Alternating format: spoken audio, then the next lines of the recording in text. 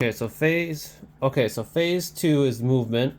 Okay, this is stuff that deals with moving. So basically, your speed is on your card, so you would follow your speed. Now, the nice thing about this is that you don't have to move your full speed.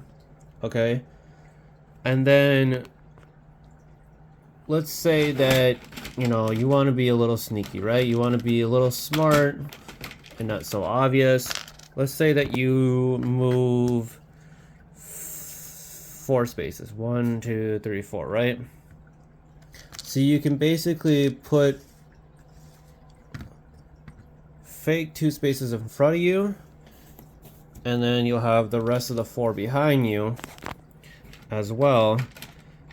So then when they start to search for you, it's not so obvious that you're always in the front or the back. You know what I mean?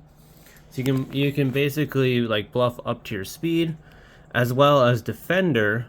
So when you defend, when your defender, after they move, you get to do a bluff action. That means you get to push out a trail up to your speed that connects to you. That's like a fake out of where you would go. Now the thing with this though is after your opponent's done searching, you immediately have to pull it off the board.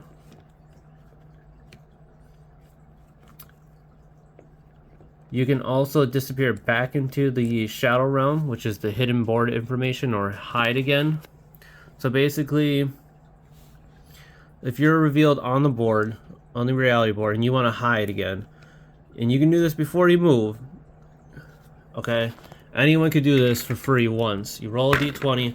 If you get a 20, you get to go back into the Shadow Realm, and you can't see them. You get to disappear, and then you can move again with your little dry erase board in the back. You know what I mean? But yeah, that's the movement phase. Pretty straightforward.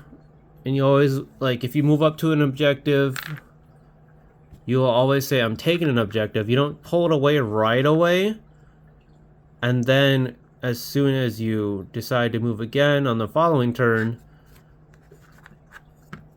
then you pick up the objective, and you can mark it off as well on the scoreboard.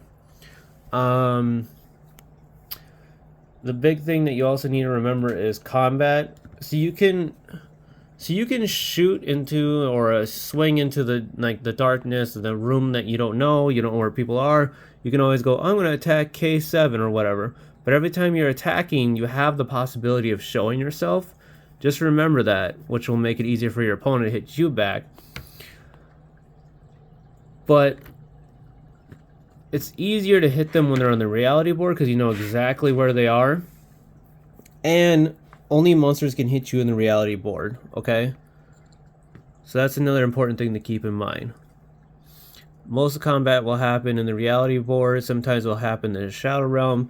Pretty hard because you got to keep fighting them consistently. But yeah, that's covers the movement phase, phase 2. So I'll go ahead and go to phase 3.